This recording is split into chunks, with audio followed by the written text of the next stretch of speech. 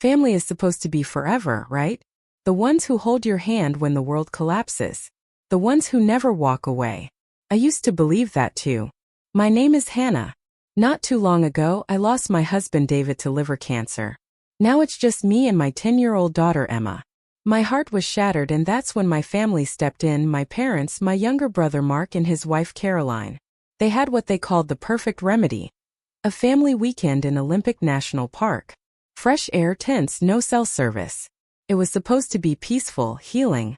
It felt like love, like comfort. Until one morning I woke up to silence. The car's gone. The tent's gone. The food, the gear, the people gone. No signal, no help. Just one thing left behind on the weathered picnic table. A folded note from Mark. This is for the best. Trust me. A joke? A mistake? Or something much, much darker? If you're already stunned, wondering how anyone's family could do that to them, stay with me. Let me tell you what happened in those 10 days in the woods, and what I learned about the people I once trusted with everything. When someone dies suddenly, everyone around you becomes a grief expert. You need a change of scenery. You should focus on your kid. Hannah, you can't keep closing yourself off. I heard it so often. Their voices started merging with my own thoughts. Maybe they were right. It had been almost 2 months since David died. We built Hearth and Brew together from scratch. A cozy little coffee shop in Fremont with brick walls and latte art David used to swirl himself. Now there were 27 locations and I was the sole owner. Big deal. Success is empty when you have no one to share it with. Emma was still there. My daughter, my little grown-up in disguise, 10 going on 30. Mom, you didn't eat again, she said gently one day after I left another full plate untouched and slipped out onto the balcony. Not hungry. Then at least drink some tea. Daddy said tea doesn't fix problems, but it keeps your hands warm. That was Emma, soft voice, eyes like her father's. Not crying, not complaining. Holding it together because she saw me falling apart. Just the weekend. 2 nights, my mother Linda said, squeezing my hand like it would anchor me. Mark's organizing everything. Tents, a lake, Esmeralda, no phones, no work. You're kidding, right? I said. I'm barely holding it together, and your idea is to put me in a sleeping bag in the woods? Not sleeping bags. Nature. Stillness. Time together. My dad Robert stood by the window, nodding like she was pitching a company merger. Naturally, Mark was there too, that perpetual half-smirk on his face, along with Caroline, who always smelled like coconut sunscreen and looked at me like I was an unpaid intern at her family reunion. Emma will love it, Mark said. And you need to get out of that concrete shoebox. I'm not sure being in the woods with people who think grief is a weekend activity is what I need. Then sit in the tent, he shrugged. Still beats 3 days in pajamas on your couch. They didn't argue logic.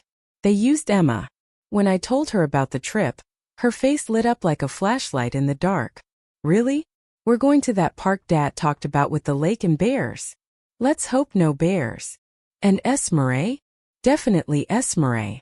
Watching her bounce in place, I felt the tightest parts of me loosen just a little. If she could smile, then I could try. Saturday morning they picked us up, 2 cars. Mark and Caroline in their Subaru and my parents in their old Ford Escape. Emma and I rode with Mom and Dad. Sleeping bags in the trunk, coolers packed, camp chairs wedged between grocery bags. I stared out the window at the mist curling over Puget Sound, trying to convince myself I hadn't made a terrible mistake. Crossing into Olympic felt like crossing a border. City noise faded into green silence. My phone blinked. No service. Supposed to feel freeing. Instead, it felt like a warning. We pulled up at the campsite near Lake Crescent. There were picnic tables, logs for sitting, and damp patches of moss that Emma poked with her shoe. Mom, look. A squirrel. And he has a nut. Mark and Caroline unpacked like pros. Mark had a hatchet in hand before the engine even cooled. Caroline wiped her sunglasses with a designer cloth. This is it, guys.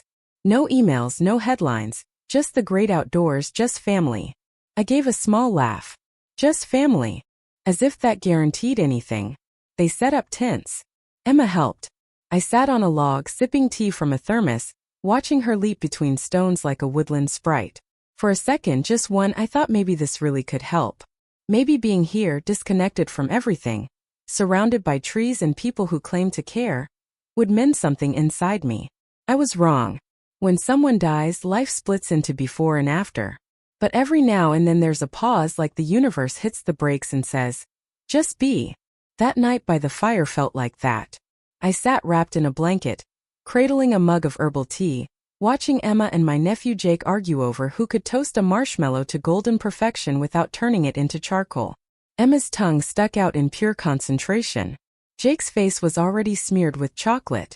And I laughed, not politely, not to keep up appearances for my kid, but real laughter, rising from somewhere deep, from a part of me I thought had been burned out by grief. Caroline was pouring hot cider from a thermos. Mark and my dad were having a mini war over firewood stacking methods. My mom was wiping her hands on a camping apron no one understood why she brought. And in all of it, in the crackling, warm, marshmallow-scented chaos, there was something that felt almost alive. I watched their faces glow in the firelight reflected in the lake behind us and wondered if maybe I'd been wrong. Maybe they were trying to help.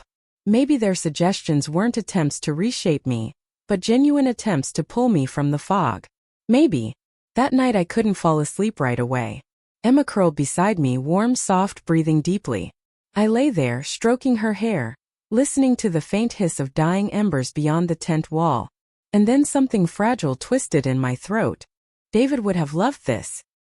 He would have been passing around wine from a camping flask, arguing with Mark over who made better foil-packed potatoes.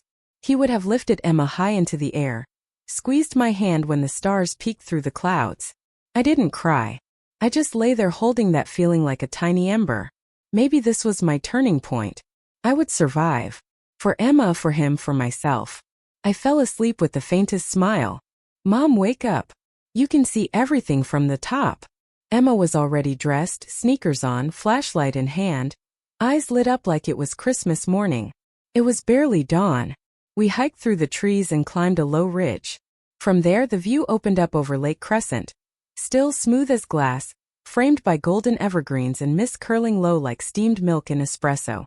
Pretty? I asked. Emma nodded, then quietly said, too bad Daddy didn't see it. I think he does. Really? Yeah. He wouldn't miss this for anything. We hugged. For a moment I felt something solid inside me again. Not ash, but a coal waiting to burn. We got back to camp around 8 a.m. That's when I knew something was wrong. Not immediately. First it was just silence. No voices. No sizzling camp stove. No rustle of sleeping bags or my dad grumbling about the morning chill. Just silence. I looked around, the tents were gone, both of them gone. The spot where they stood empty. No stove. No coolers. No gear. No Subaru. No Ford Escape. Just our tent and one folding table with a single mug left on it. Like someone had just stepped away. Mom. Emma's voice was small. Where is everyone? My brain buzzed, ears ringing, limbs going heavy. Maybe they went somewhere. Got supplies, I said aloud, more to myself than her. But even as the words left my mouth they sounded hollow. They wouldn't have left us. Not like this. Not without food. Not without a word. Maybe a note, Emma whispered.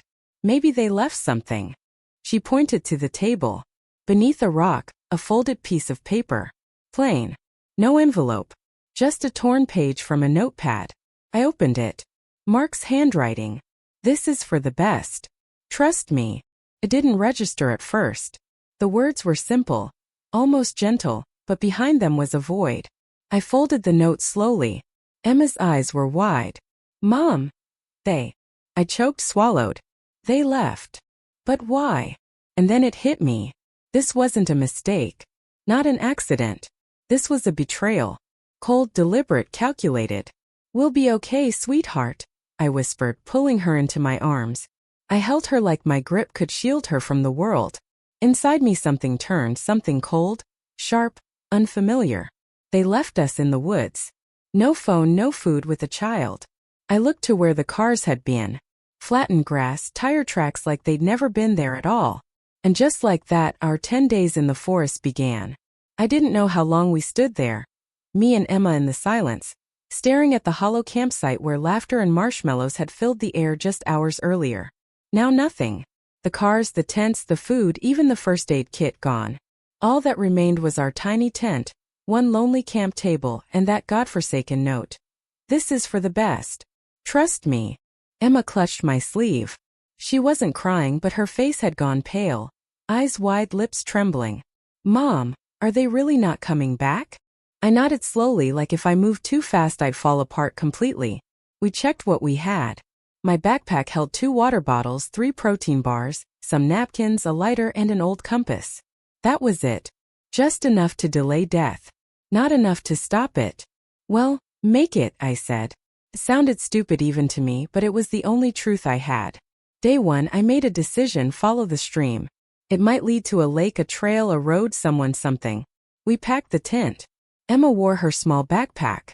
I carried the rest. We hiked maybe 3 miles. Set up camp by the water. I built a tiny fire. Gave Emma half a protein bar and some water.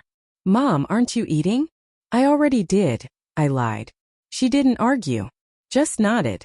That lie was my offering, my shield. Day 2. Emma washed her face in the stream. I gathered dry branches. No food left, just movement, just forward. My muscles screamed, but stopping wasn't an option. Day 3, hunger stopped being a feeling. It became a presence, a constant growl in our bones. Emma slowed down. Dark shadows bloomed under her eyes. We stopped early. I went scavenging.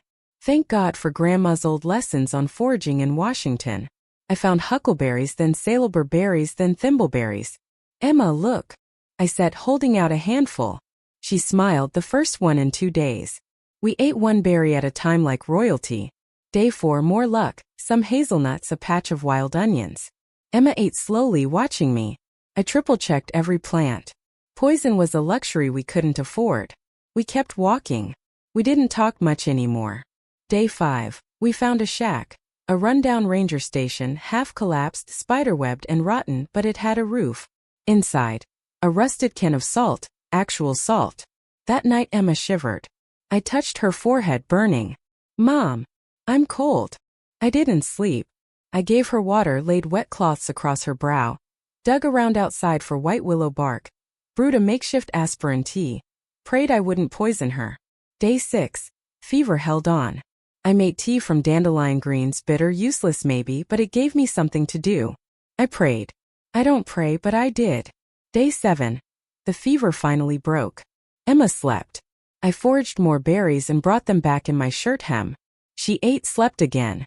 I cried quietly. Day 8, a storm hit. The rain was a solid wall, thunder cracked like gunfire. The wind howled, I thought the roof would tear away. We huddled under 2 sleeping bags. I told Emma every story I could remember. Fairy tales, silly memories, commercial jingles, anything to keep her from the sound. Somewhere in the thunder I thought I heard David's voice. You've got this, Hannah. You know what to do. Day 9, I saw smoke, a thin line above the trees. Someone might be out there, but Emma could barely walk. Do you trust me? I asked. Always. I strapped her into my hiking pack, tight, secure, and I walked. Branches slashed my face, my knees buckled, but I walked. I kept chanting inside. We'll make it. We'll survive. They'll pay. Day 10. We reached another ranger hut, barely standing but real. Inside, old gear, a broken radio, and newspapers. Then I heard it, the helicopter. I ran outside. I remembered a survival tip, smoke signal or lay out an H. H means help.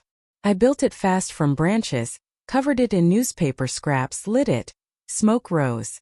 I waved my jacket, screaming. The chopper flew past, then circled back. It hovered. Someone waved down. Mom, they see us. Tears ran hot down my face. We made it. But the nightmare wasn't over. It was just beginning. The hospital in Port Angeles felt like a dream. I hadn't signed up for clean sheets, antiseptic in the air. The soft click of a drip, too quiet after nights filled with howling wind and Emma's fevered breathing. I sat by her bed watching her sleep under a blanket, too white, too sterile. She was safe. We both were. But I couldn't shake the feeling that the real storm hadn't even started yet. On the 3rd day, a man in a suit walked in. Black blazer, polished shoes, badge clipped to his lapel. Mrs. Harper. I stood up too quickly. Yes. He extended his hand. Special Agent James Danvers, FBI. We're investigating your disappearance and potential insurance fraud. Insurance fraud? He sat, opened a tablet and turned the screen toward me. There it was, the note. This is for the best. Trust me. A photo of it. The one my brother left behind. This image was submitted by Mark Harrison, your brother, as part of a petition to the King County Court. He claims you wrote it, that you walked into the forest voluntarily due to depression. He filed for a presumptive death ruling, for both you and your daughter. My lungs locked. He what? I croaked. He also initiated a claim on your life insurance policy, $1.5 million payout, and attempted to restructure the ownership of your company, Red Pine Coffee, using a forged will. I straightened. My voice hardened. My will was signed 3 years ago. Everything goes to Emma. I never signed a new one. Danvers nodded. We've already flagged the document. The signature doesn't match. The notary involved is under investigation for prior misconduct. He's cooperating now. I shook my head numb. They planned this.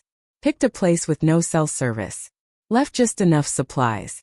Filed legal paperwork while we were missing. Danvers said nothing, just studied me.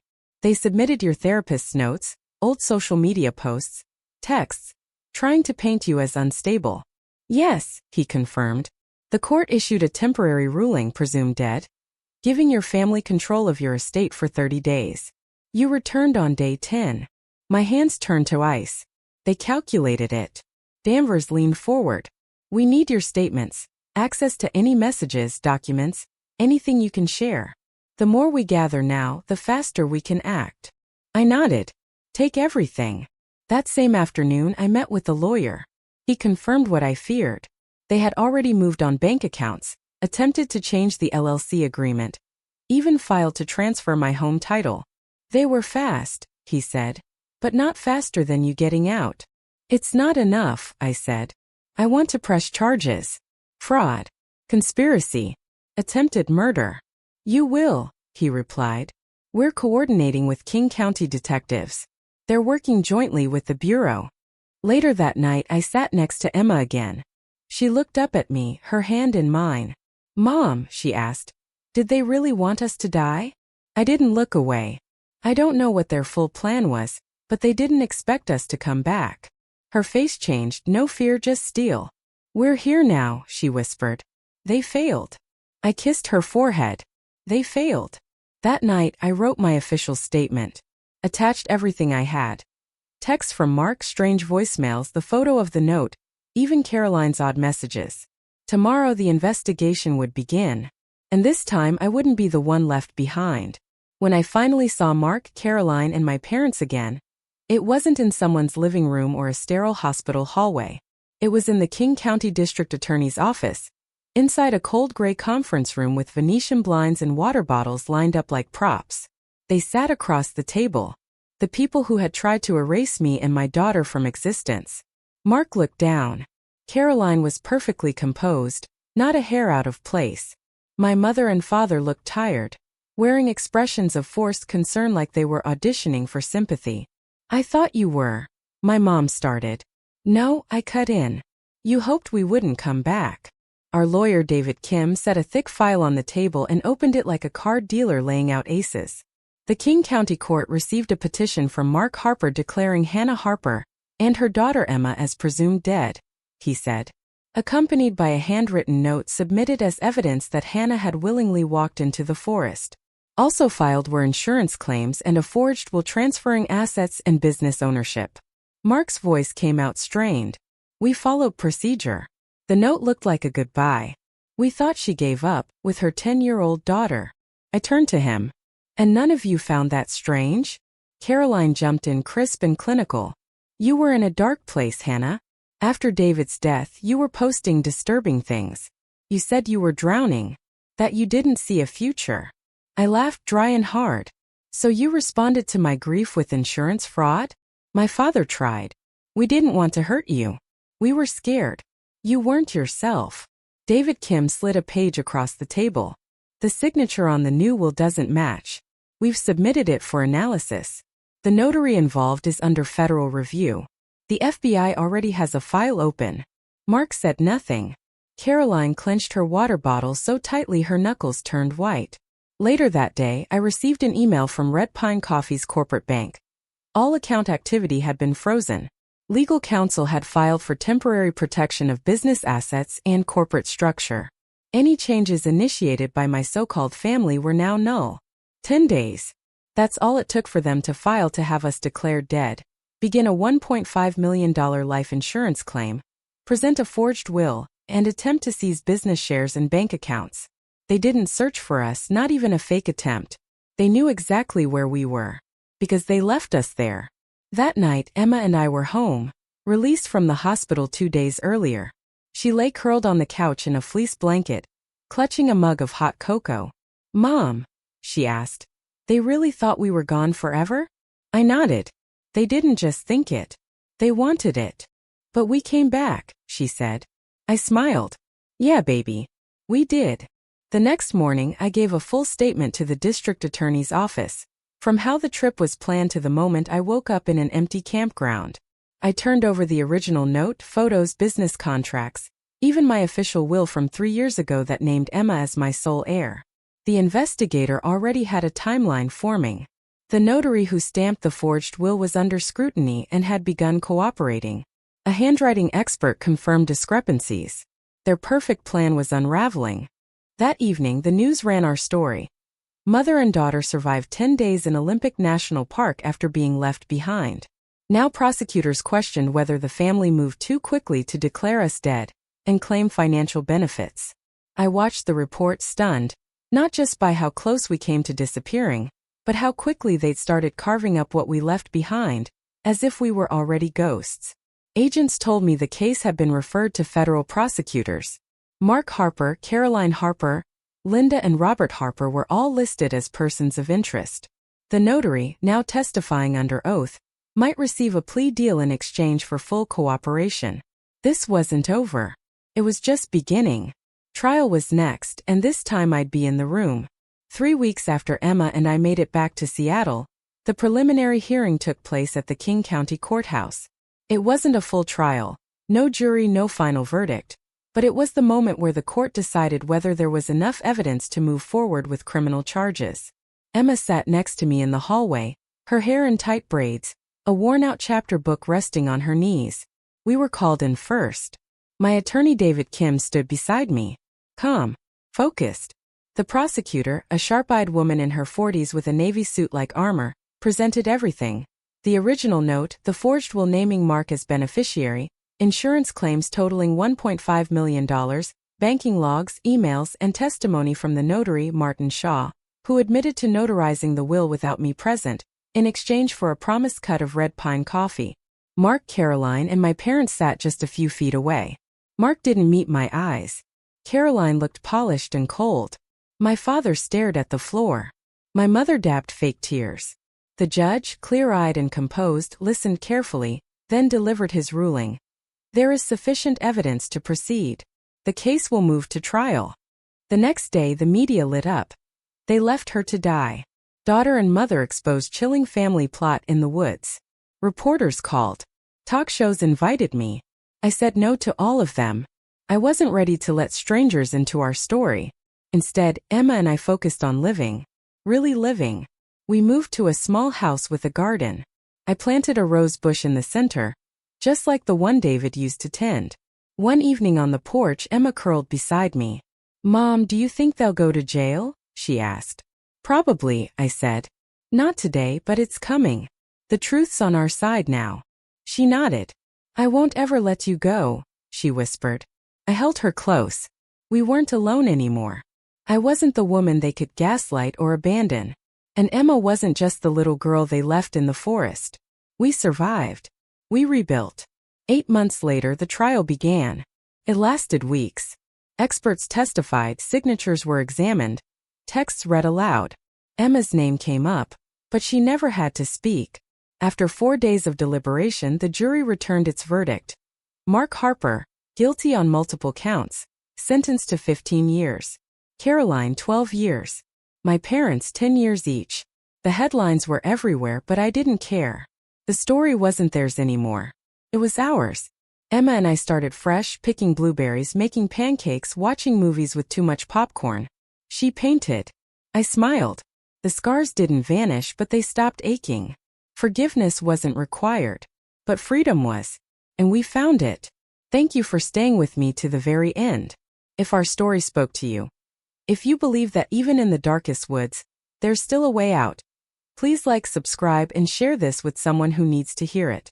Now I'm listening. Have you ever experienced a betrayal that turned your world upside down? Tell me in the comments below.